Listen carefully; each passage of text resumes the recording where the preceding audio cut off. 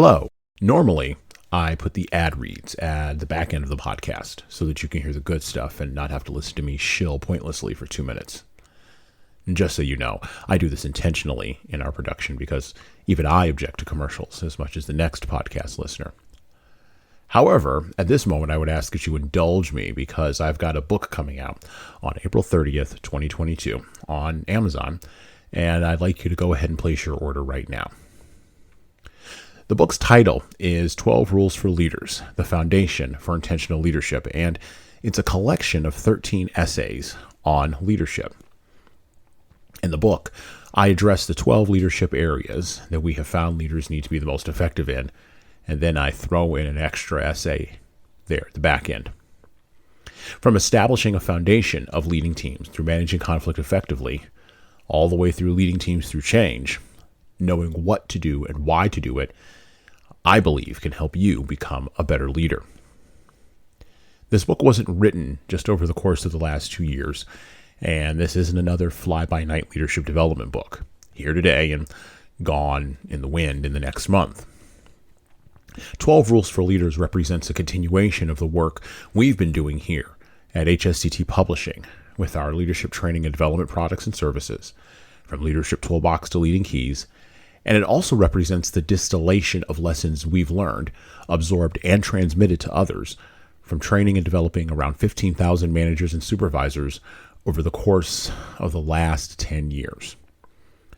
This is no slouch of a book, but it's written in an easy-to-understand and easy-to-read direct format with practical tips that you can implement today, no matter your leadership problem, your leadership situation, or your leadership circumstances. It's kind of like getting coaching from me directly without having to pay my full coaching rate. I fundamentally believe that this is the book right now, for right now, because leaders like you are positioned to do great work during the truly revolutionary times we are living in, well, right now. And sometimes you need a book as a guide to help you through the work. So head on over to leadershiptoolbox.us and scroll down the homepage. Click on the link and add your name to the pre-order list for 12 Rules for Leaders, the Foundation for Intentional Leadership. And look for the book in hardcover, paperback, and Kindle format on Amazon on April 30th, 2022. By the way, we'll be talking about the rules in 12 Rules for Leaders in our podcasts, both the long and the short, throughout the months of May and June, so you don't want to miss out on that. And well, that was 3 minutes. So that's it for me. Out. Hello. My name is Hassan Sorrells, and this is the Leadership Lessons from the Great Books podcast, Shorts. There's no co-host on Shorts. These are 6 to 8 minute observations, ideas, thoughts, or rants about the literature, philosophy, psychology, and the theology of leadership. Because listening to me talk about leadership for now 6 to 8 minutes is better than reading and trying to understand yet another business book.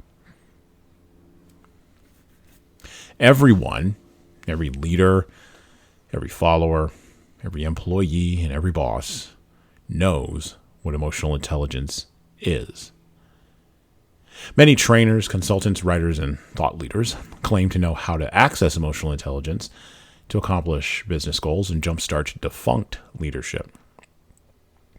And in a world where physical labor and even logic-based labor becomes less expensive and thus less valuable in the marketplace over the long course of time, emotional labor driven by the work of leveraging emotional intelligence to accomplish business outcomes, will become the gold standard for what organizations can pay for and make money from in the remainder of the 21st century and beyond. And yet, and even in our current time, there remains an unbelievable level of resistance to this very clear idea. In the 1990s, when researcher and author Daniel Goleman looked back at the history of research into emotional intelligence, he found that many bosses and leaders of Industrial Revolution organizations in the 1970s abhorred the concept of understanding any type of emotional intelligence at all. Quote, "The cost-effectiveness of emotional intelligence is a relatively new idea for a business, one some managers and leaders might find hard to accept. A study of 250 executives found that they felt their work demanded, quote unquote, their hearts, but not their heads, but not their hearts. Many said they feared that feeling empathy or compassion for those they worked with would put them in conflict with their organizational goals. One executive felt the idea of sensing the feelings of those who worked for him was absurd. It would, he said, quote unquote, be impossible to deal with people. Others protested that if they were not emotionally aloof, they would be unable to make the quote unquote hard decisions that business requires, although the likelihood is that they would deliver those decisions more humanely. Close quote. Daniel Goleman, Emotional Intelligence. EI is the fuel that will drive workplaces in the future because emotions and emotional labor are really the only thing left in the human experience that cannot be turned into an algorithm or programmed into the interface of a thinking machine. However, what has not been explored are the links between EI and self-deception in leadership. Many of the areas of EI tie directly into the stories, myths, and legends leaders tell themselves about the work they are doing in leadership, and that work's value to the people who are following them. And many leaders are self-deceived. Self-deception in leadership is nothing new. Without a strong dose of self-awareness and self-reflection and a high level of emotional intelligence, many leaders cannot successfully navigate their own internal emotional lives, much less the lives of their followers. Self-deception occurs when leaders, or anyone else, drinks the Kool-Aid about the effectiveness of their own leadership approach and style. Self-deception occurs when leaders refuse to grow intentionally and challenge themselves to the process of growth gaining genuine EI requires. Self-deception occurs when leaders underestimate the level of burnout or compassion fatigue on their teams. It also occurs when leaders fail to encourage the building of morale on teams in the face of retention issues and poor treatment. Many leaders are self-deceived, and there is one way for them to overcome this self-deception: accepting feedback, internalizing it, and then genuinely changing their behavior. This is some of the hardest work emotionally intelligent leaders engage in, and it is also the most rewarding. Rules for leaders. Rule number 2. Leaders eat the apple pie of EI.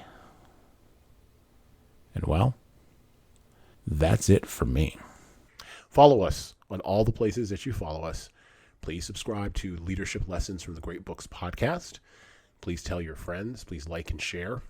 Please also check out the HSCT website for all products and solutions. Please check out the Leading Keys website for products and solutions, our remote training services, our books, our trainings that will help you become a better leader.